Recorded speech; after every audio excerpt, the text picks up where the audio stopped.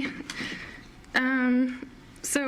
My story is set in Japan, which seems like an odd choice, but the background really is that it was for a writing class 9 years ago in school, and the prompt was to go to newsoftheweird.com, find a story, and write. The original assignment was a point of view exercise, so it was write the same story from 3 different points of view. So I figured everyone in the class would go to the first 2 pages and choose stories from there. So I thought, you know what I'm going to do is go to the very first story ever on this site. Whatever it is, that's what I'm writing. And I clicked on it, and it was a story about elderly Japanese women who were having these weird physical symptoms right after their husbands had retired from work. And I took a look at it and I thought, well, that could be fun. And then I thought, oh no, Japan, I don't know anything about that. So, I played story prompt roulette, and that's what I got. Researching for it was really fun. I mean, I didn't have a lot of time at first for the assignment, so I did a lot of Google image searching for just photography websites with pictures of places set, places in Osaka where the story is set.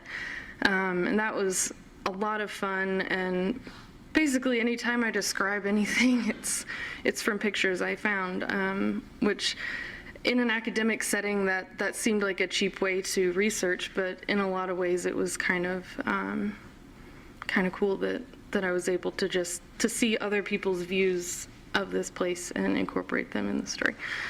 So, I'm just going to read a little bit.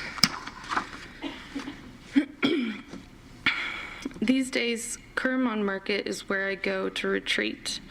I ride the subway and I step into the light at the Nipponbashi station. I linger at the vegetable stands, my fingertips tracing the contours of white daikon, bright, slick eggplants, lumpy kabocha squash with their secret orange insides, brilliant red tomatoes in blue bowls. I'm a silent part of the crowd moving beneath the market's stained glass roof, and I pass young girls with streaky hair huddled around the shops that sell handbags made of kimono silk. I stop at the tea shop and drink my tea slowly before I walk home. I desire no short subway ride on my way back. Sometimes my old friend Nobuko joins me at the market. We walk, exchange stories about our husbands and about courtship many lives ago. We talk about what foul old turkeys our men have become. Many times I've said to Nobuko, Tomohisa is repulsive. I will not let him touch me, although he rarely tries. Nobuko is entirely small. The top of her head doesn't reach my shoulder.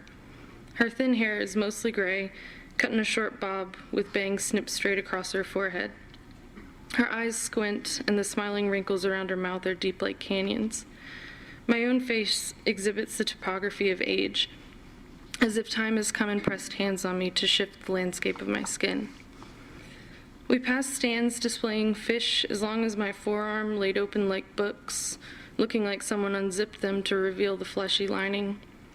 There are little green fish with sunken watery eyes and mounds of leggy shrimp on ice. We hurry past the heavy stench, giggling like our younger selves. Almost every day, Tomohisa sits in his threadbare and fading chair, reading the newspaper and watching television, completely lost in scrolling numbers and fragments of sentences. I ask him why he sits so long in his chair every day. He says, Sakura, I'm keeping up with the world around me. Do you not understand? You should go outside sometimes to see the seasons change, I tell him. Sometimes I wonder if he knows what the season is. If a blizzard blanketed Osaka or a drenching spring rain flooded the streets, would he know? He is wrinkled and has spots on his skin. He's bald and his head shines where the hair used to be. His knobby, stiff hands turn newspaper pages slowly. Those hands were once tender, and he would trace with his fingertips the shape of my collarbone out to the tip of my shoulder, a softness coming over his face as he gazed at me. I once lived my own life while my husband spent his working. 6 months ago, Tomohisa retired from the job that consumed him for 40 years.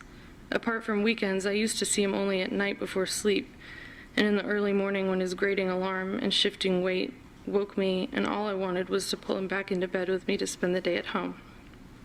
Now he's home all day, and I can't stand to see him across the dinner table. When I was just a girl and he was handsome, Tomohisa wrote love letters to me and composed impulsive haiku about the curving line of my profile. Rivaling hillsides, her features undulating, take breath from my lungs. He said he would love me forever, and I believed that he would. We often went to Osaka Castle Park to picnic on the grass beneath the cherry trees when they blossomed in April. I am named for those flowers, an honor and a curse. The frail tiny blooms wither and fade a week after they shoot themselves out into the world, ancient symbols of ephemeral beauty, short life. Most spring days at the park, mothers and their children giggled as they teetered in rowboats out on the glinting pond. Businessmen wandered along paths through trees for a short breath of real air. When the cherry blossoms fell in the breeze, Tomohisa would place them in my hair, saying they looked prettier there than on the branches. I'd stare into his eyes, dumb with adoration. We were both lost then, both of us thinking we'd found our true self in each other. Still, we are both lost, but now he complains that I am old and I cannot look at his face. I guess I'll stop there.